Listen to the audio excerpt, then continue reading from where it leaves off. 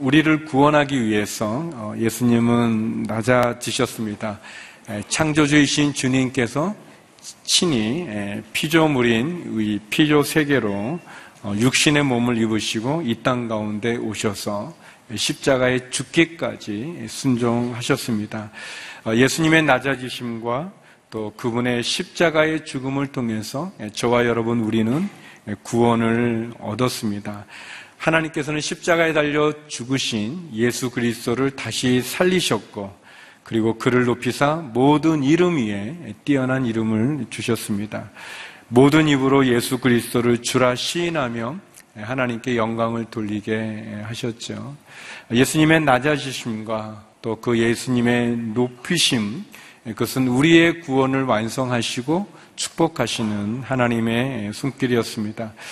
오늘 우리는 본문을 통해서 예수님을 믿어 구원에 이르는 성도들, 그 성도들의 삶의 태도는 어떠해야 되는지를 세 가지로 우리들에게 이야기해 주고 있습니다.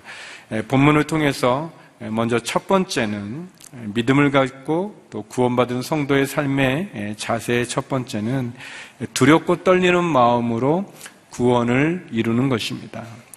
두렵고 떨리는 마음으로 구원을 이루십시오. 우리 12절, 13절 말씀을 같이 한번 읽어보겠습니다. 함께 읽겠습니다. 시작. 그러므로 내 사랑하는 사람들이여, 여러분이 항상 순종했던 것처럼 내가 여러분과 함께 있을 때뿐 아니라 지금 내가 없을 때도 두렵고 떨리는 마음으로 여러분의 구원을 이루십시오. 여러분 안에서 하나님의 기쁘신 뜻에 따라 결단하게 하시고 행동하게 하시는 분은 하나님이시기 때문입니다. 바울은 구원받은 성도의 삶은 심차고 그리고 경건하며 하나님 앞에 민감하게 반응하며 살아가는 삶이라고 우리에게 권면하고 있습니다. 그러면서 12절에 보면 두렵고 떨림으로 구원을 이루라라는 그런 권면의 말씀을 하고 있습니다. 근데 이 말씀은 우리에게 약간의 오해를 불러일으킬 수 있는 그러한 표현입니다. 왜냐하면 우리는 보통 우리가 받는 구원, 우리가 구원을 얻는 것은 우리의 노력이나 자격이나 우리의 공로로 얻어지는 것이 아니라 하나님의 은혜로, 믿음으로 얻어진다고 우리는 고백하고 있습니다. 그렇게 알고 있는데, 그런데 여러분의 구원을 이루십시오라고 한다면 이 표현은 그것은 마치 우리의 어떤 노력을 통해서 우리가 구원을 얻어야 되는가라는 그런 질문을 불러일으킵니다. 그러나 이 말씀은 두렵고 떨림으로 여러분의 구원을 이루라는 이 표현은 우리의 어떤 노력이나 우리의 행위로 우리의 구원을 완성하라라는 뜻이 아닙니다.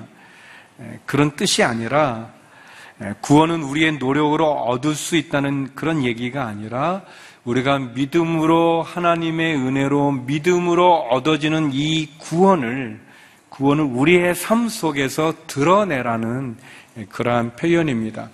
구원을 이루라라고 했을 때 그 구원이라는 그 단어는 복수형으로 쓰이고 있는데 그 구원은 우리가 구원받는 모든 가정들을 얘기합니다. 예수 그리스도를 믿음으로 얻어지는 칭의라는 것, 또 구원받은 사람이 성도로 하나님의 자녀로 살아가는 그 성화의 가정을 그것을 포함할 뿐 아니라 또 각 개개인에 대한 구원에 대한 이야기일 뿐 아니라 이 전체 공동체적인 그런 의미도 포괄하고 있습니다. 그리고 이루라라고 하는 이 말은 이게 약간 오해를 불러일으키는데, 이루라라고 하는 것은 행동으로 계속 나타내라라는, 드러내라라는 그런 뜻이 있습니다. 다시 말하면 구원이라는 것은 그 최종적인 하나님 앞에 최종적으로 구원의 자리에 이르는 그 때까지, 주님 앞에 가는 그 때까지 우리가 받은 이 구원을 우리의 삶 속에서 드러내고 나타내면서 살아가라고 하는 그러한 말씀입니다.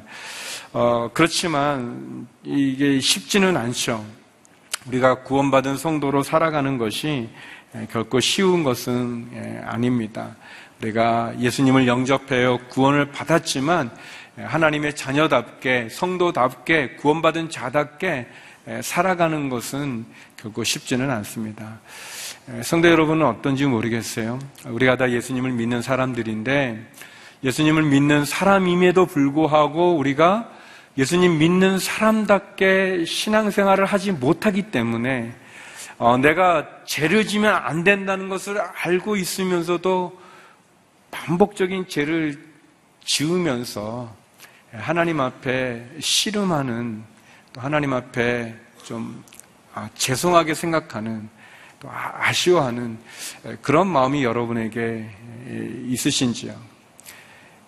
여러분의 신앙삶 속에 내가 참 잘하고 싶은데, 신앙생활을 잘하고 싶은데 그렇지 못하는 나의 성격, 나의 성품, 나의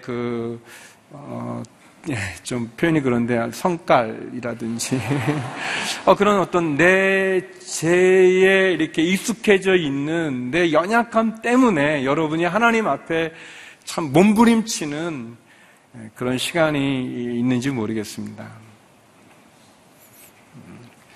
그럴 때 이 13절에 이렇게 얘기합니다. 우리에게 말씀해 주시죠.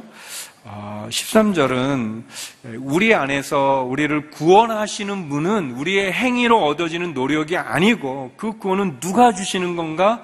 하나님이 주시는 거라고 이야기하시고, 그리고 그 하나님의 기쁘신 뜻에 따라 우리가 온전히 살아갈 수 있는 힘을 주시는 분도 하나님이라고 이야기하고 계십니다. 우리로 하여금 결단하게 하고 행동하게 하시는 분 하나님이라고 얘기합니다. 다시 말하면 성도에게는 우리의 구원, 하나님 예수를 믿는 믿음으로 얻어지는 그 구원을 우리의 삶 속에 드러내고 구원받은 성도답게 살아가야 될 책임이 우리에게 있고, 그러나 그것이 힘들기 때문에, 어렵기 때문에 13절에서 하나님은 우리를 도와주신다고 이야기하십니다. 사랑하는 성도 여러분, 우리의 힘으로는, 우리의 노력으로는, 우리의 모습으로는 우리는 성도답게 하나님의 자녀답게 살아가지 못하지만, 그러나 내 힘이 아닌 성령께서, 하나님께서 우리로 하여금 우리 자신의 죄를, 유혹을, 육체의 욕심을 이길 그 능력을 주신다고 말씀하고 있습니다. 하나님이 우리를 도와주신다고 말씀하십니다. 에베소서 2장 8절 9절에 우리가 잘 아는 구절이죠. 한번 같이 말씀을 읽어보겠습니다. 같이 함께 읽겠습니다. 시작. 여러분은 믿음으로 인해 은혜로 구원받았습니다. 이것은 여러분에게서 나온 것이 아니요 하나님의 선물입니다. 행위에서 난 것이 아니니 아무도 자랑하지 못하게 하려는 것입니다. 행위에서 난 것이 아니라고 얘기합니다. 우리의 노력으로, 자격으로 얻어지는 것이 아니라고 얘기합니다. 구원은 은혜입니다. 우리가 받은 구원은 은혜로 받고, 그 구원은 은혜로 시작해서 은혜로 완성된다고 얘기합니다. 하나님의 은혜 없이 구원받은 사람은 아무도 없습니다. 하나님은 우리를 믿음으로 인해서, 그 은혜로 믿음으로 인해서 구원을 받는 이것을 선물이라고 표현했습니다. 하나님은 우리에게 선물로, 은혜로 우리를 구원해 주셨습니다. 그래서 우리가 구원을 받았습니다. 우리가 구원받았다는 것은 세 가지 의미가 있죠. 우리의 죄가 사해졌다는 것을 얘기합니다. 우리가 새 생명이 됐다는 것을 의미합니다. 그리고 우리가 하나님의 자녀가 됐다는 것을 의미합니다. 근데 이 구원의 이 과정을 이 과거와 현재와 미래의 어떤 시제로 설명하는 것이 신학적인 용어로 칭의라는 게 있습니다. 믿음으로 얻어지는 구원이죠. 의롭다 칭함을 받는 겁니다. 저와 여러분이 예수님의 십자가의 보혈의 피로 말미암아 하나님으로부터 의롭다고 하는 칭함을 받습니다. 칭의가 있어요. 그리고 성화라는 것이 있습니다. 거룩해 변화되어져 가는 거죠. 그것은 구원받은 우리의 삶이 성숙과 변화를 통해서 믿음 가운데 점점 하나님의 자녀로서 그 신분에 합당하게 점점 살아가는 과정을 얘기합니다. 그리고 영화라는 것이 있습니다. 영화로운 몸으로 변화되어지는 것. 그것은 우리가 마지막 주님 앞에 가게 되는 날 우리의 부족하고 연약한 모든 것을 벗어버리고 하나님 안에서 새로운 영화의 자리에 이뤄가는 그것을 보여줍니다. 마치 칭의가 우리의 과거에 예수님을 영접했을 때 일어나면 성화는 현재 지금 우리가 살아가는 신앙의 삶이고 영화는 우리가 마지막 가야 될 그때 모습을 보여주는 구원의 전 과정이라고 얘기합니다. 사도 바울은 우리에게 온전한 구원을 이루기 위해서 여러분 두렵고 떨리는 마음으로 지속적인 순종과 성숙을 통해서 여러분의 신앙의 구원을 드러내라고 얘기하고 있습니다. 성도 여러분, 우리가 받은 구원은 얼마나 소중합니까? 귀합니까? 그런데 그 구원에 우리가 교만하지 말고 우리 자신의 제약된 행실을 죽이고 예수 그리스도 안에서 우리의 받은 구원을 제3과 새 생명과 하나님의 자녀로서 그 구원을 드러내면서 우리의 삶을 주님 오시는 그때까지 가라고 우리에게 이야기해 주죠. 만약 여러분이 아까 제가 드렸던 질문 가운데 여러분이 계시다면 죄를 짓고 싶지 않은데 죄를 짓고 있는 내 연약한 모습, 나를 죽이고 싶은데 아직도 내 안에 내가 너무 많이 있어서 과거의 그 죄 굴레 속에 그 반복되어지고 있는 내 모습 속에 괴로워한다면, 그리고 어떻게든 하나님 앞에서 내가 온전한 신앙인으로서 쓰기를 원하는 그런 마음의 소원이 있다면 저는 이 성경 구절 말씀은 우리에게 큰 위로가 될 거라고 생각되어집니다. 그것은 고린도전서 13장 12절의 말씀입니다. 같이 한번 읽어보겠습니다. 시작.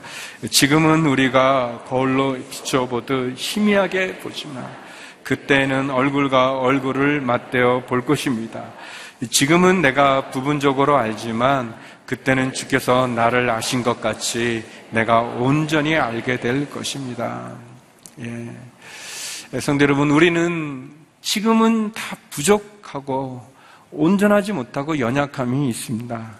마치 이 돌 거울이죠. 거기에 비춰보면 우리의 모습이 희미하게 보여지는 것처럼 그렇게 우리가 희미하게 보일 수밖에 없고 우리의 아는 지식이 부분적일 수밖에 없는 연약한 모습이지만, 그러나 우리가 주님이 오시는 그 날 우리는 주님의 얼굴을 맞대어 얼굴과 얼굴을 맞대어 보게 될 것이고, 지금은 부분적으로 알지만 그때는 주께서 나를 아신 것이 내가 온전히 주를 아는 그때가 오게 될 것입니다.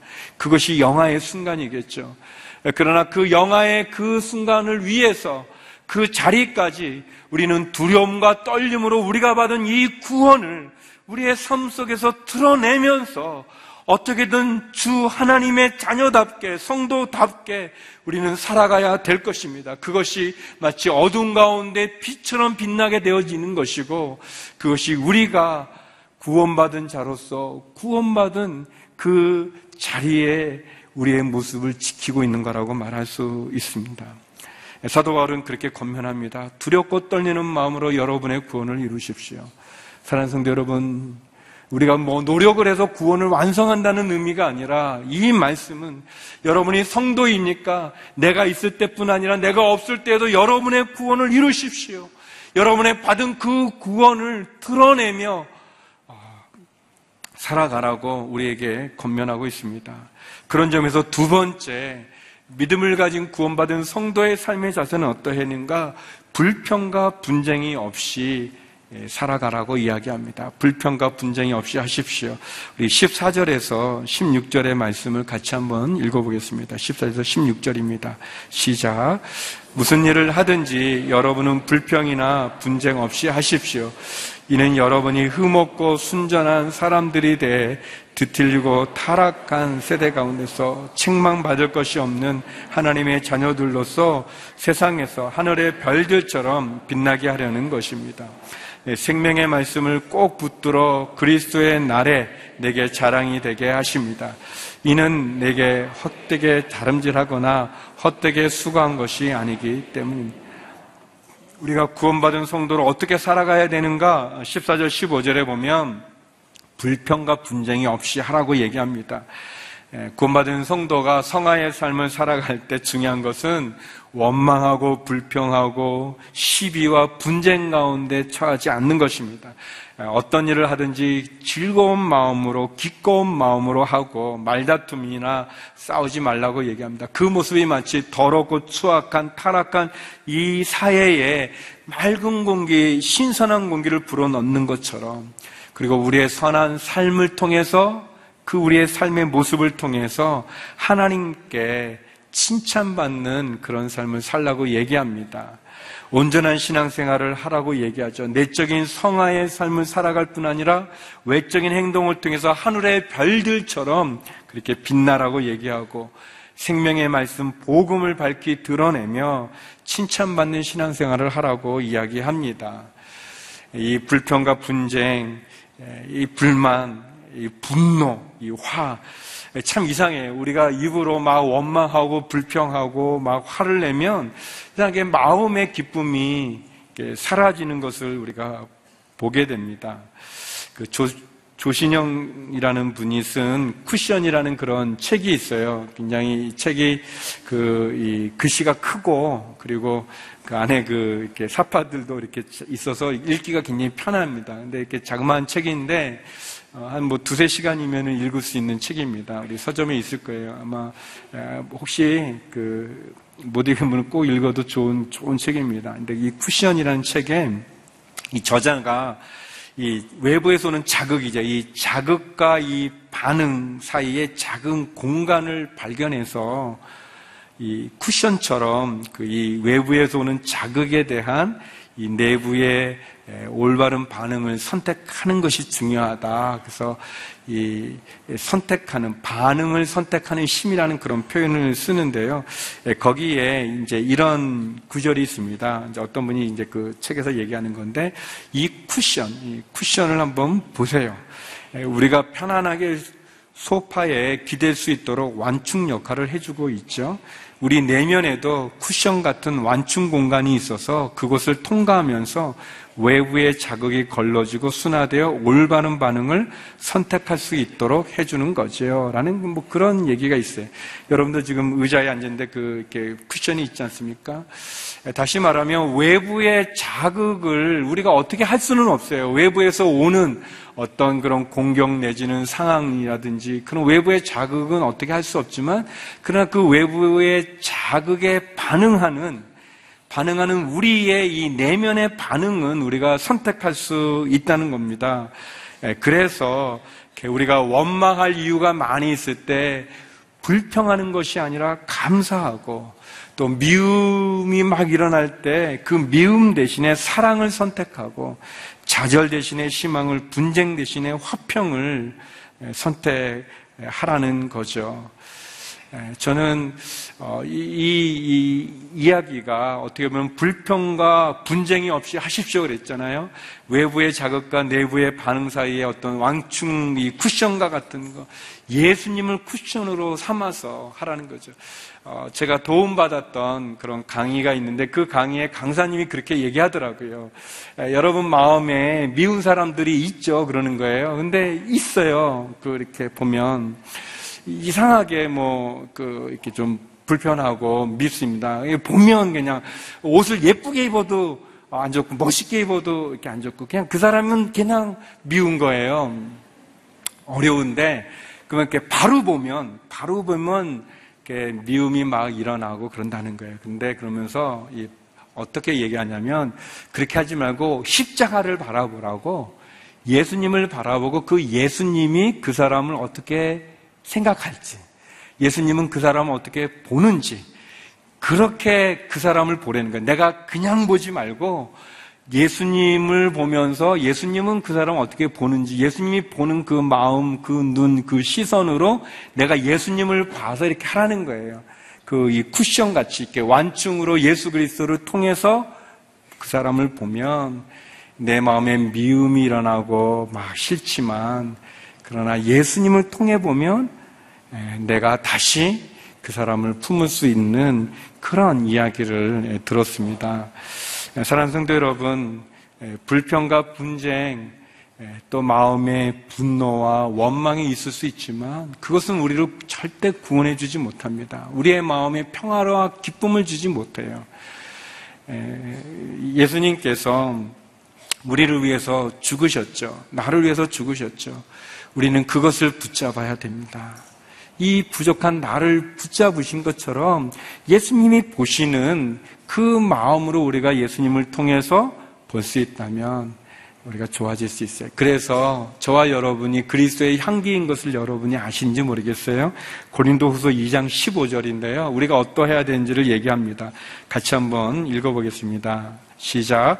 우리는 구원받는 사람들에게나 멸망받는 사람들에게나 하나님 앞에서 그리스도의 향기입니다. 우리는 그리스도의 향기라는 거예요. 아주 이렇게 아름다운 냄새를 내는 향기라는 거예요. 예수님을 믿는 사람이나 안 믿는 사람 모두에게 그리스도의 향기라는 것입니다. 제가 설교는 이런 거 안 하는데 그래도 한번 해보죠. 우리 옆 사람에게 서로 얘기하겠습니다. 당신은 그리스도의 향기입니다. 또 다른 사람에게도 당신은 그리스도의 향기입니다. 여러분, 우리가 향기가 돼야지 악취가 돼서는 안 되지 않겠습니까? 불평과 원망, 분노, 분쟁, 시비, 그것이 우리를 다스리는 것이 아니라 구원받은 성도의 그 구원을 드러내는 성화의 삶은 그리스도의 향기입니다. 저와 여러분이 주의 향기로 어두운 이 세상을 밝히는 하늘의 별과 같고 악취로 힘들어진 이 세상에 향기로운 향기로 쓸 수 있기를 주의 이름으로 축원합니다. 그래서 마지막 세 번째는 환경을 초월해서 기뻐하라고 이야기합니다. 환경을 초월해서 기뻐하십시오. 우리 17절, 18절 말씀 같이 보겠습니다. 17절, 18절입니다. 시작. 이제 내가 여러분의 믿음의 제사와 예배에 내 피를 붓는 일이 있을지라도 나는 기뻐하고 여러분 모두와 함께 기뻐할 것입니다. 여러분도 함께 기뻐하고 나와 함께 기뻐하십시오. 사도 바울이 얘기합니다. 이제 내가 여러분을 위해서 내가 내 피를 붓는 일이 있을지라도, 이거는 이제 구약에 보면 이스라엘 사람들이 제사를 지낼 때 하나님께 제물을 이렇게 태우게 됩니다. 태우는 것으로 끝나는 게 아니라 그 제사가 마무리되어질 때, 그 제물이 다 타들어가게 될 때 거기에 포도주를 붓는 그런 의식이 있어요. 보통 이것을 관제라고 이렇게 말하는데, 이 관제로 드리는 포도주로 붓는 것은 내 모든 것을 다 태우는 의미가 있습니다. 그리고 포도주가 좀 이렇게 피의 어떤 모습처럼 내 이 피, 그러니까 내 생명이죠. 내 생명까지 다 드린다는 그런 의미가 있어요. 그러니까 사도 바울이 뭐냐면 내가 주님을 위해서, 그리고 여러분 빌립보 성도들을 위해서 내가 내 피를 붓는 일이 있을지라도, 그러니까 본인이 순교하는 일이 있을지라도, 내가 사형 선고를 당해서 예수님을 증거하다가 내가 죽는 일이 있어도 나는 그 일을 기뻐하겠습니다라는 그런 고백이에요. 바울이 빌립보 교인들을 향해서 믿음의 제사와 예배에 내 피를 붓는다는 것은 내가 남은 나의 인생을 온전히 주님과 여러분을 위해서 내가 사용하는 것을 기뻐하겠다라고 얘기합니다. 성도 여러분, 주님이 우리를 위해서 그 몸과 그 피를 다 쏟으셨죠. 십자가에서 간자와 같이 저와 여러분을 위해서 죽으셨습니다. 그래서 우리가 구원을 얻었죠. 그리고 그 구원을 얻은 우리의 이 구원을 이루는 삶을 우리가 드러내는 삶을 주님이 오시는 그때까지 해가는 동안 사도 바울은 우리들에게 뭐라고 말하냐면, 여러분 상황과 환경을 초월해서 기뻐하십시오. 나는 내 몸을, 내 생명을, 내 피를 다 쏟는 일이 있어도 나는 주님을 위하여, 여러분을 위하여 기뻐하겠습니다. 여러분도 저와 같이 기뻐하고 기뻐하십시오 그랬어요. 우리가 아는 것처럼 사도 바울은 감옥에서 이 서신을 쓰고 있는데, 그리고 재판의 결과가 다가오는데 아주 암울한 얘기들이 들리죠. 사형이 선고될 수 있다는 그런 얘기. 그 속에서 바울이 기뻐하라고 얘기합니다. 바울이 기뻐하라는 것은 뭡니까? 상황과 환경을 초월한 기쁨을 얘기하는 거예요. 자신의 생명을 들여서 희생하는 기쁨을 얘기하고 있습니다. 사도 바울은 하나님의 뜻을 알았어요. 사도 바울이 전하는 하나님의 뜻이 뭡니까?